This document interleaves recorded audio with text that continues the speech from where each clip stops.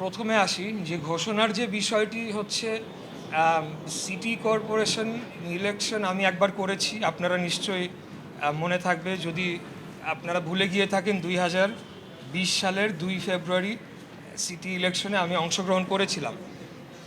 ঢাকা শহরের নাগরিক সমস্যা নিয়ে আজকে থেকে না, দীর্ঘদিন যাবৎ আমি কাজ করে আসছি এবং পার্টির বিভিন্ন ফোরামেও নাগরিক সমস্যা সংক্রান্ত যে কোনো প্রোগ্রামে আমি সবসময় যুক্ত থাকতাম। ঢাকা দক্ষিণের পক্ষ থেকে, ঢাকা উত্তর থেকে জনাব তাবিত আওয়াল ইমিডিয়েট পাস্ট ক্যান্ডিডেট হিসেবে আমরা কাজ করেছি। আমি যেটা সামাজিক মাধ্যমে বলেছি সেটা আমার ব্যক্তিগত অভিপ্রায়, তবে আপনাদের একটা জিনিস মাথায় রাখতে হবে, যেটা অবশ্যই সামাজিক মাধ্যমে হয়তো পুরাটা এইভাবে লেখা যায় না, তার আগে পরে কিন্তু অনেকগুলা কথা রয়েছে। যদি দল আমাকে মনোনয়ন দেয় এবং যদি দল মনে করে যে আমি নির্বাচন করব এবং অন্য কেউ করবেন না, তাহলে পরেই আমি নির্বাচনে অংশগ্রহণ করতে পারি, কারণ আমি বাংলাদেশ জাতীয়তাবাদী দলের হয়ে সংসদ সদস্য নির্বাচন করে পার্লামেন্টে যাচ্ছি এবং আমার সৌভাগ্য যে আমি জনাব তারেক রহমানের, দেশনায়ক জনাব তারেক রহমানের ফার্স্ট ক্যাবিনেটে আমি স্থানও পেয়েছি। আর দ্বিতীয় যে বিষয়টি উত্থাপন করা হলো যে আসলে প্রত্যেক সংসদ সদস্য যারা আছেন বা যারা মন্ত্রীরা আছেন তারা তো সংসদ সদস্য হয়ে দেন একটা মিনিস্ট্রির দায়িত্ব ওনারা পালন করেন।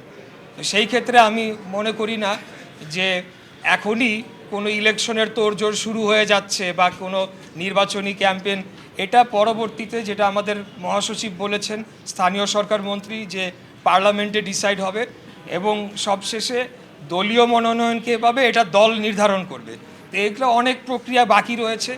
এর পাশাপাশি একটা বিষয় আজকে একটু না বললেই না, আমরা দেখেছি যে লাস্ট যে সংসদ নির্বাচনটি হলো সেখানে আমাদের প্রতিদ্বন্দ্বী একটি রাজনৈতিক দল অস্বাভাবিক হারে তারা ভোট পেয়েছে, মানে যেটা কল্পনার বাইরে। আমি আমার আসনের কথাই বলতে চাই, 1996 সালে সেখানে জামায়াতে ইসলামীর সর্বোচ্চ ভোট তাদের জীবনে 3000 ভোট পেয়েছিল এবং সেখানে হাত পাখা তারা পেয়েছিলেন 6000। তো আমরা এই ভোটার লিস্টটার ব্যাপারে আমার মনে হয় যে আমি সরকারের কাছে এই ব্যাপারে জানাবো যে এটাকে আবার ভেরিফিকেশন করা উচিত, যে ভোটাররা কারা এবং ভোটার লিস্টটা সঠিকভাবে সম্পন্ন হয়েছে কিনা, যারা এখানকার বাসিন্দা তারাই হয়েছে কিনা বা কোনো ডুপ্লিকেসি হচ্ছে কিনা অন্য কোনো এলাকার সাথে।